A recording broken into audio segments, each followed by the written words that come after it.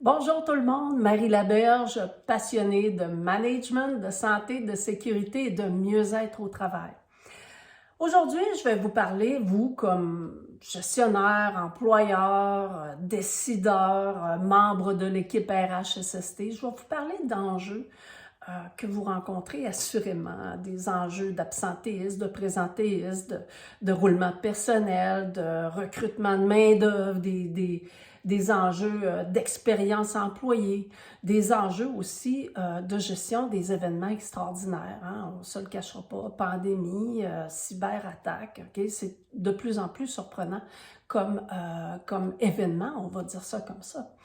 Donc aujourd'hui, je vous parle de ces problèmes-là, mais je vous parle aussi d'expérience. Donc je vous raconte l'histoire d'entreprises qui ont relevé ce défi-là ou qui relèvent ce défi-là au quotidien, un peu comme vous. OK? Donc, ils ont des solutions. Alors, des entreprises avec qui je collabore, avec qui je travaille, le premier exemple, c'est un petit garage.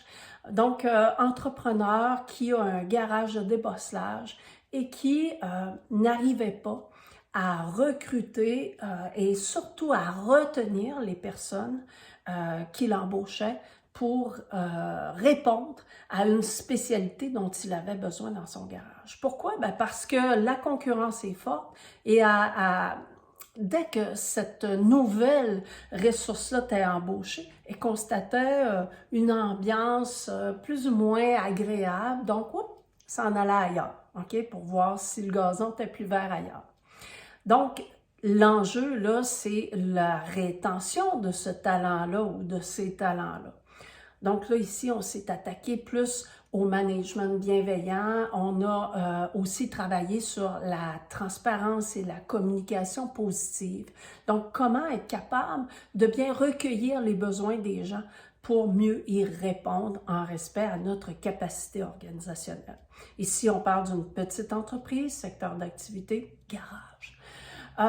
L'autre exemple qui me vient à l'esprit, c'est une très grande organisation. On est ici au niveau du gouvernement.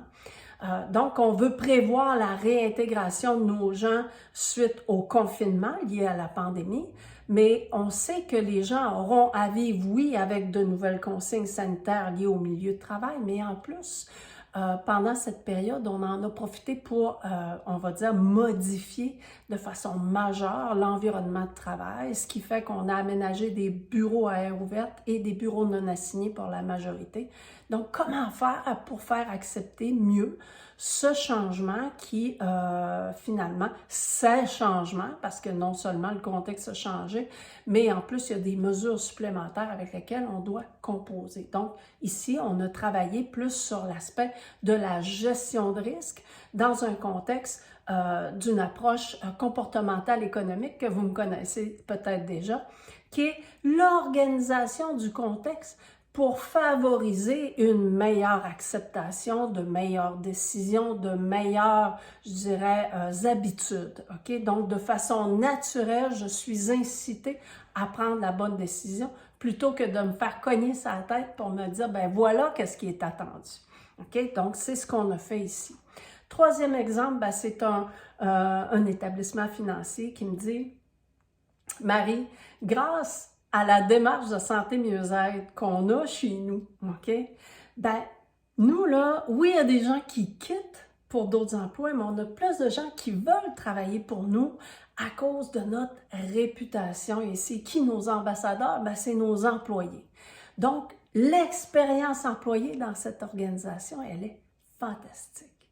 Donc, je vous ai parlé ici de problèmes, mais je vous ai surtout aussi parlé de solutions, des solutions qui peuvent vous mener, vous aussi, à maîtriser l'absentéisme et le présentéisme en gérant de façon plus ciblée en termes de prévention et, je dirais aussi, en termes de meilleur soutien aux personnes qui vivent l'adversité. Vous aussi, vous pouvez apprendre à mieux gérer le contexte permanent de pénurie de main-d'œuvre, OK? Et puis, par conséquent, vous démarquer par rapport à la concurrence. Vous pouvez aussi atteindre un roulement de personnel qui sera sain et non pas menaçant pour la pérennité de vos affaires. Et parce que, comme je vous le disais, c'est propice à de nouvelles idées, c'est propice à de nouvelles façons de faire, façons de voir les choses. Vous aussi, vous pouvez apprendre à prendre soin de votre expérience employée, mais aussi à prendre soin de votre fonction de gestion parce que vous voulez que ces gens-là soient heureux et productifs au travail. Ben, c'est possible.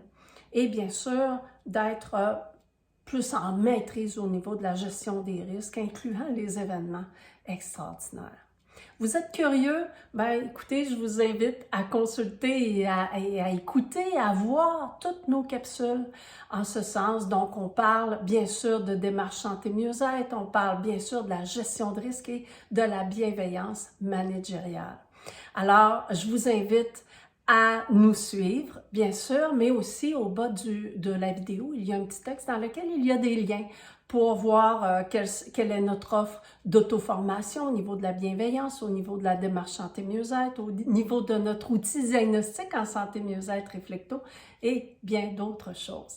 J'ai déjà hâte de vous revoir. Au revoir!